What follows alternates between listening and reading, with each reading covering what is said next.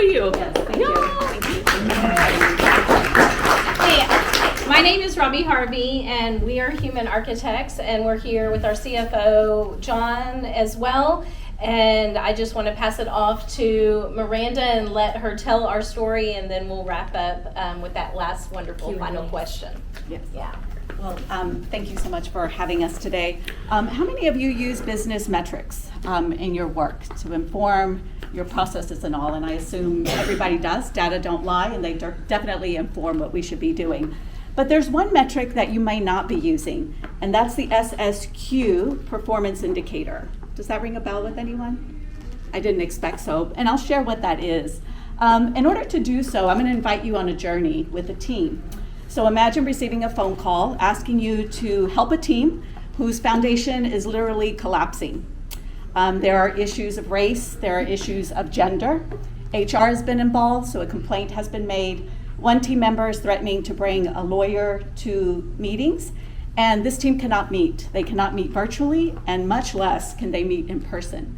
Not only that, they've lost their credentialing or their accreditation, and so they can't even execute on the work that they're supposed to be doing.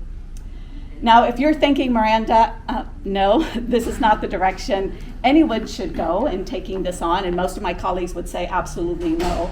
But for some reason on that day, I felt compelled to say yes.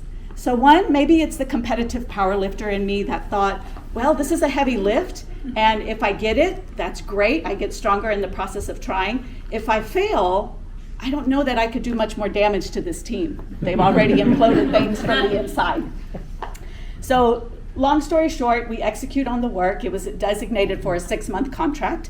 It ended up taking 9 months to do this, and the intervention was team coaching. And so it would take a while, so I teach graduate level classes in coaching, individuals and teams at A&M.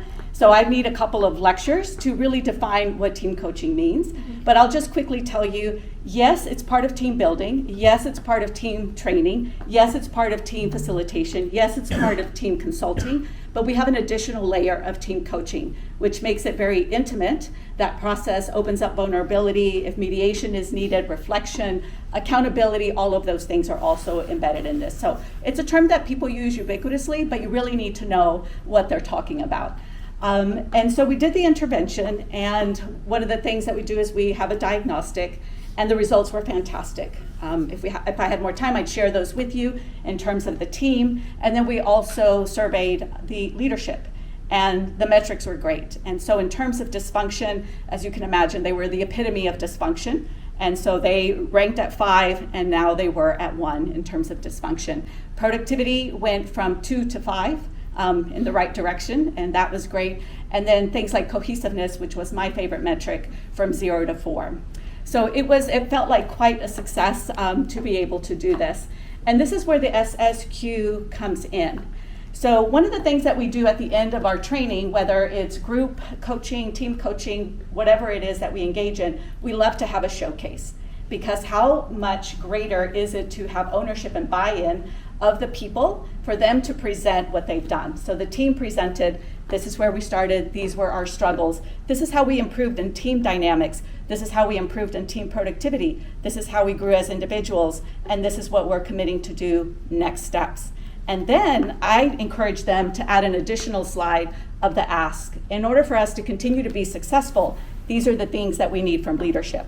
And sometimes those are things with dollar amounts, like another position, and sometimes it's just something small, an adjustment that the organization can make to continue to support the team. So it's fantastic to do that. So after we had the showcase, I asked the leadership, before I wrapped up with them, to stay back and to talk to the team, because I wanted to say my goodbyes. As you can imagine, after 9 months of being involved with a group, you kind of grow. Even though when I first entered the room, they disliked me quite a bit. They didn't trust me.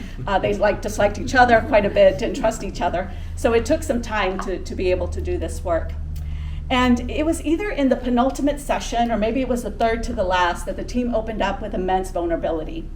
And I'll just share a couple of stories. One team member expressed that she was going through an insurmountably difficult divorce, and that it was impacting her health, her wellness, and not only that, because of the team dysfunction, she said she felt guilty because she had nothing to give to her son. So she didn't have the fortitude to be able to stand up and be able to present herself in this divorce situation in a favorable way. And not only that, her son was getting the worst of her, and she knew her son needed that guidance and support.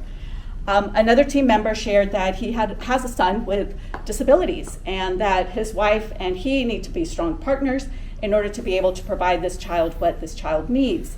And he said, for the first time in my child's life, my wife and I were talking about divorce, and it was because of the dysfunction that I was facing at work. And there are many other stories around the table.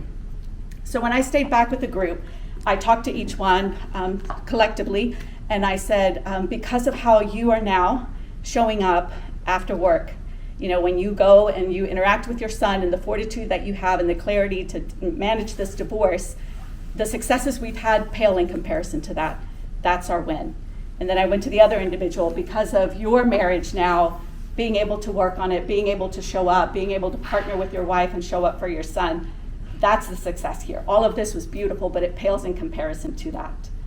And that's what the SSQ is, second shift quality metric.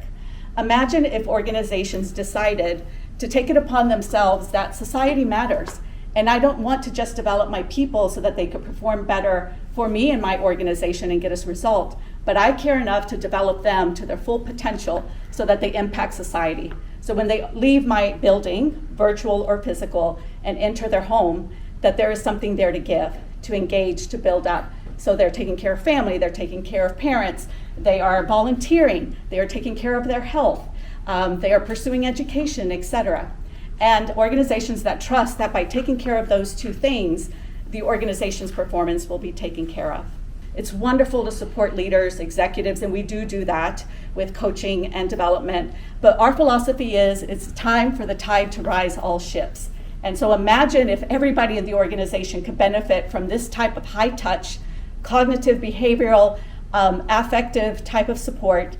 Imagine everybody in the organization, so groups and teams, because the lone leader that creates change and that executes on big goals is no longer the thing. It really takes everybody in the organization to make a difference.